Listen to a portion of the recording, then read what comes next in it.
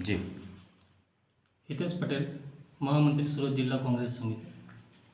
આજની પ્રેસ વાર્તા જે અમે કરવા જઈ રહ્યા છીએ એમાં ટીએસપી અંતર્ગત 2024-25માં ન્યૂ પેટર્ન ગુજરાત માટે 66,33,225 રૂપિયાની ગ્રાન્ટ ખેતીવાડી બોર માટે કરવામાં આવી હતી, જે ઉમરપાડા તાલુકામાં તબદીલ કરવામાં આવી હતી અને અમલીકરણ અધિકારી તરીકે તાલુકા વિકાસ અધિકારીનું નામ ડિક્લેર કરવામાં આવ્યું હતું. જેમાં 75 બોર મંજૂર કરવામાં આવ્યા છે. એક બોરની કિંમત અંદાજિત 88,443 રૂપિયા જેટલી થાય છે. આ બોરમાં સરપંચના કોઈ પપ્પા છે, કોઈ મમ્મી છે, કોઈ ભાઈ છે, કોઈ બેન છે, કાકા છે, કાકી છે, પતિ પત્ની, ટોટલ પરિવારવાદ છે. આમાં પરિવારવાદ નાખી દેવામાં આવ્યો છે, જેમાં ગણપતભાઈ વસાવા એમએલએ પણ પોતે સામેલ છે. એમના કાકા મોતીભાઈ નરસાભાઈ વસાવા એ પોતે પણ એમાં લાભાર્થી છે. અમારે એટલું જ કહેવું છે કે આવા કામો જે થાય છે તો તમે પરિવાર છોડીને જો કામ કરતા હો વિકાસના, હમણાં વિકાસ સપ્તાહ ઉજવવામાં આવી રહ્યો છે બીજેપી દ્વારા, તો વિકાસ સપ્તાહ ખરેખર ઉજવવો હોય તો ગરીબ લોકોને લાભ આપો. એક ગામમાં 20 ખાતેદાર છે, 20 ખાતેદારને લાભ મળી જતો હોય તો લોકો દરેક વ્યક્તિ પિયત કરતા થઈ જાય. વર્ષોથી પિયત જ નથી કરી શકતા.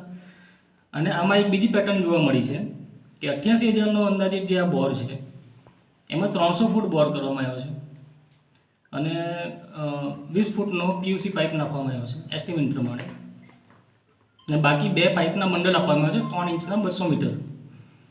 તો 200 મીટર પાઇપની અંદાજિત કિંમત 50,000 થઈ જાય. એ પણ એક રહસ્ય છે. લોકો અમુક સામાન્ય લાભાર્થી એવા છે જેની પાસે પૈસા પણ લેવામાં આવે છે, જેનું ડિક્લેરેશન અમે આવતી વખતે કરશું.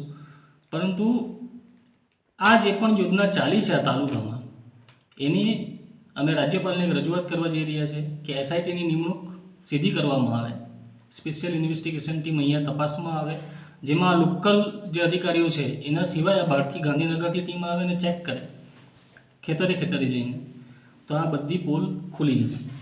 હિતેશભાઈ, આ ટોટલ કેટલી રકમનું યોજના છે અને ઉમરપાડા છે કે પછી માંગરોળ તાલુકામાં પણ? ના, આ માત્ર ઉમરપાડા માટે છે અને ઉમરપાડા માટે સ્પેસિફિક જે 75 બોર થયા છે એમાં 52 નંબરથી લઈને 126 નંબર ફાળવામાં આવ્યા છે.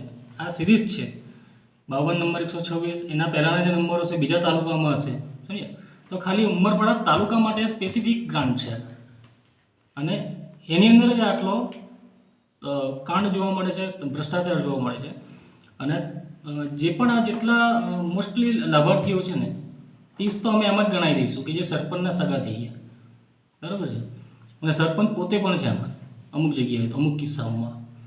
તો આ પ્રકારની યોજનાઓ ગરીબ માણસ સુધી પહોંચતી નથી. આ અમારો કહેવાનો મતલબ આ છે. તમે પોતે સરપંચ છો, ગામના વડીલ છો, તો તમે પોતે 10 વખત લાભ લઈ જ ચૂક્યા છો.